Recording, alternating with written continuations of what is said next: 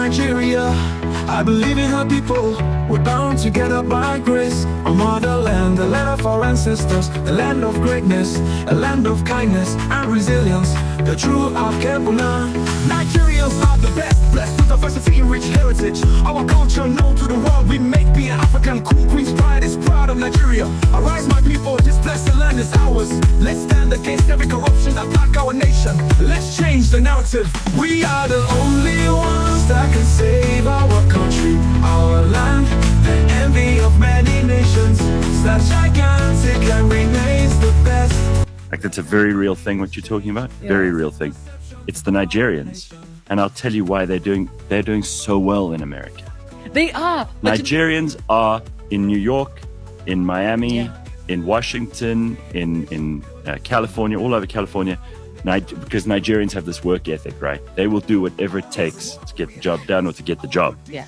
But and interestingly enough, so they're the guys who've actually broken the ceiling for me in terms of earnings as well. Yeah. Because I was staying in that space with, you know, the Americans and the African Americans, and it was, you can feel, you know, the block. The average Nigerian American earns more than the average white American. Average.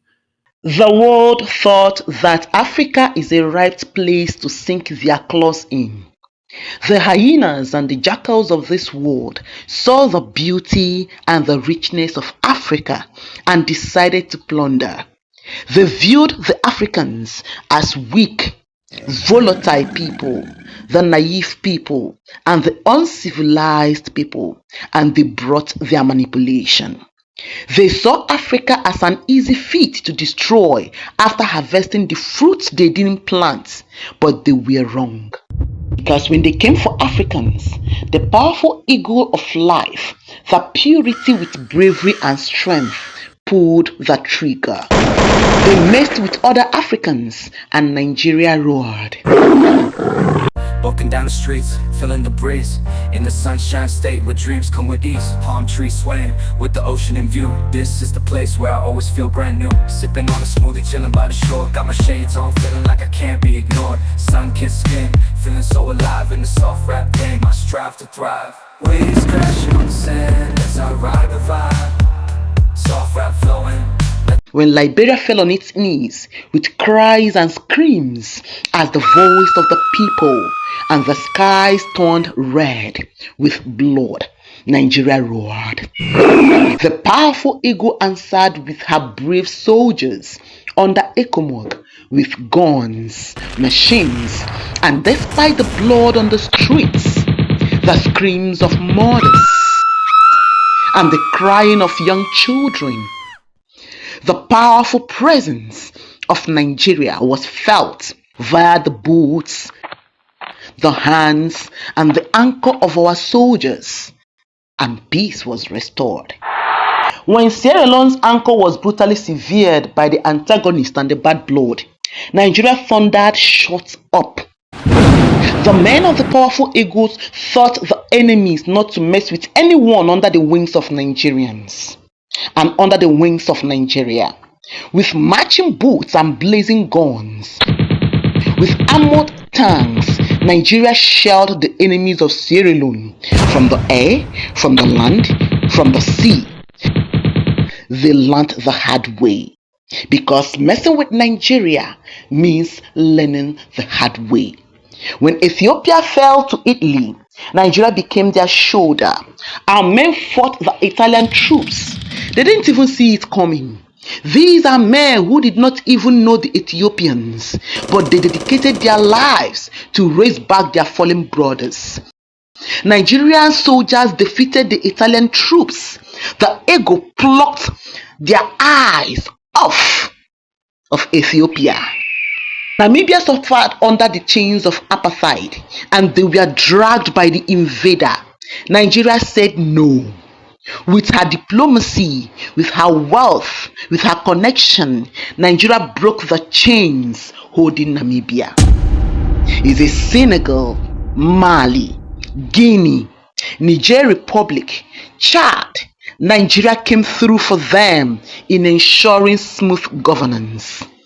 When South Africans were held with heavy chains in bondage, when loud wailing, cries, and screams came from black South Africans for justice, when their voice was held in chains and tossed in prison, when the West and other Africans abandoned them, and hunger, poverty, pain became their abode, when it seems that the invader had plunged and ripped them off, while the black South Africans wallowed in pain and abject poverty, Nigeria showed the apartheid masters not to mess with the eagle of Africa.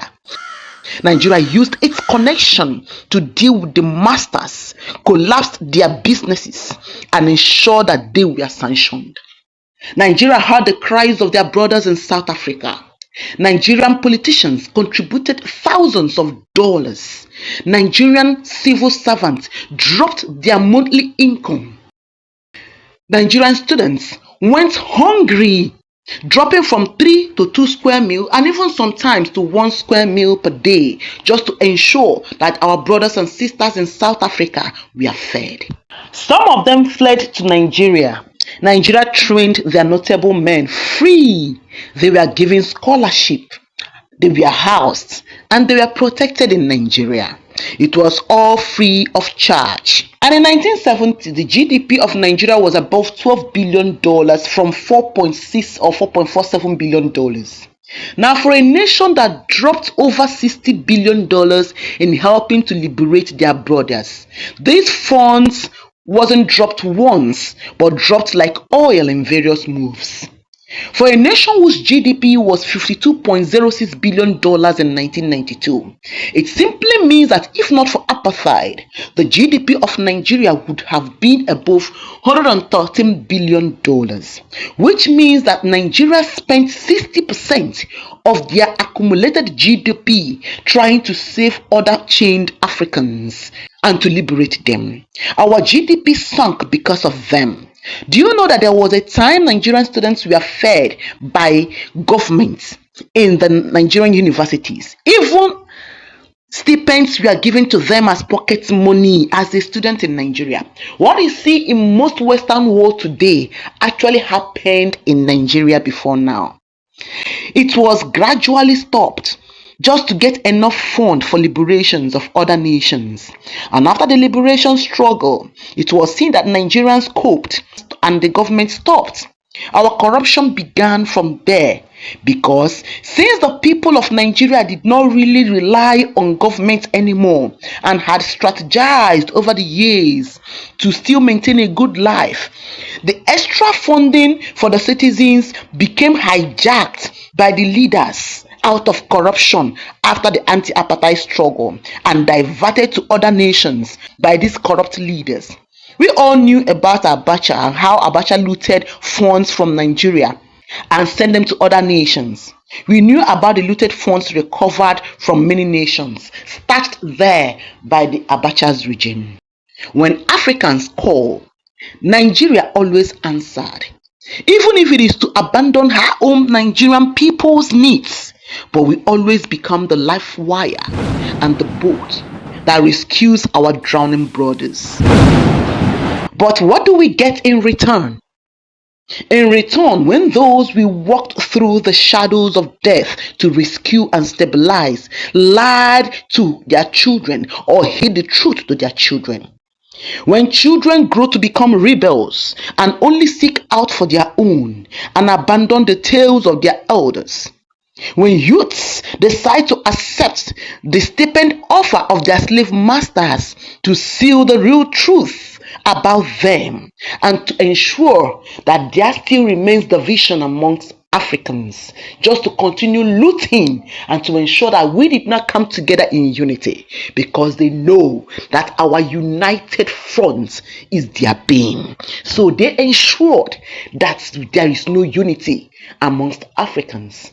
And our brothers took the bait. When elders refused to sing the truth to their children out of envy and jealousy, when people refuse to revisit their history, they will become monsters. But coming against their life wire, coming against Nigeria, fighting against their helpers, especially their very own, who sacrificed for them to be free and liberated, is the height of ungratefulness.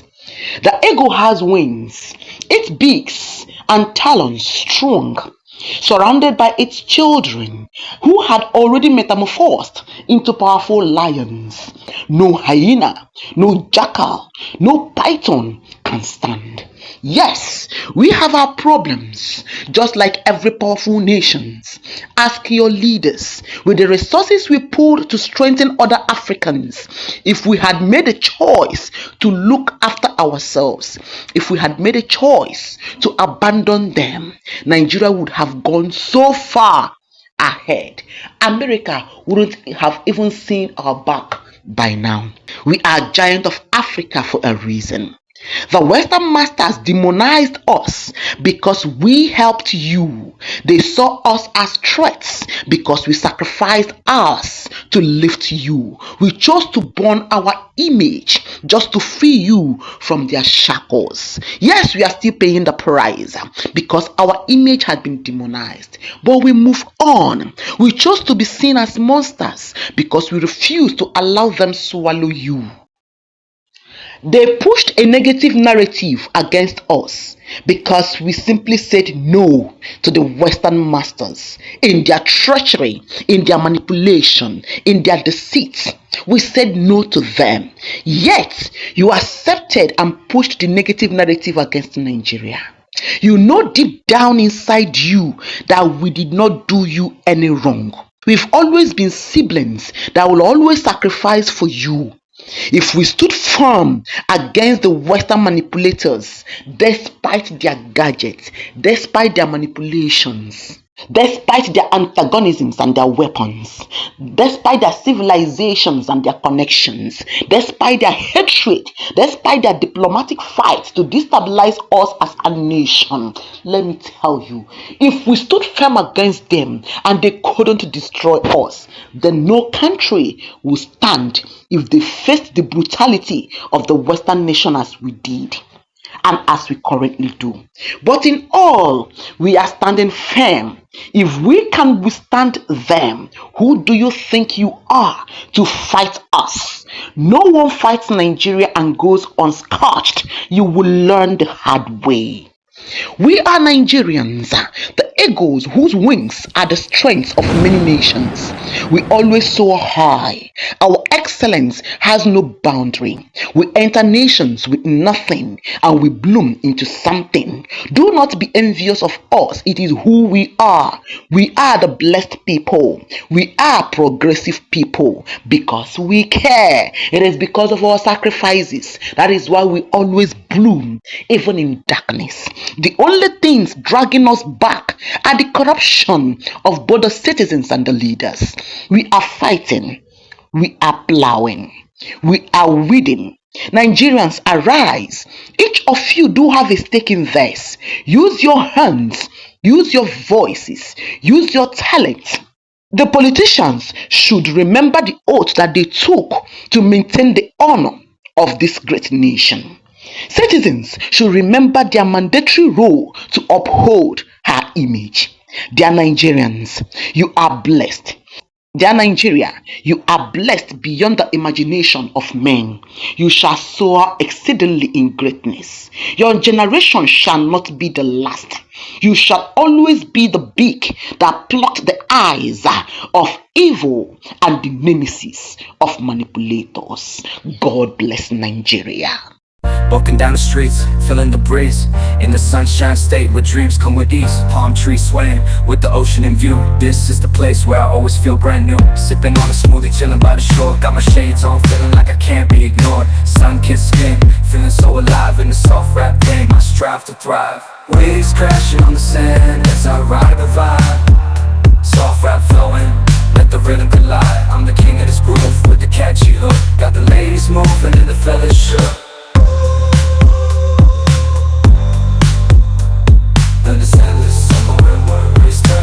Just down the boulevard with the top down low. Music blasting loud, feeling the flow. Neon lights flicker in the night's embrace. Lost in the moment, in this rhythmic chase. Catching glances from strangers as I pass them by. In the city of dreams where stars light up the sky. Every step, every verse takes me close to the high. In the soft rap world where I spread my wings and fly.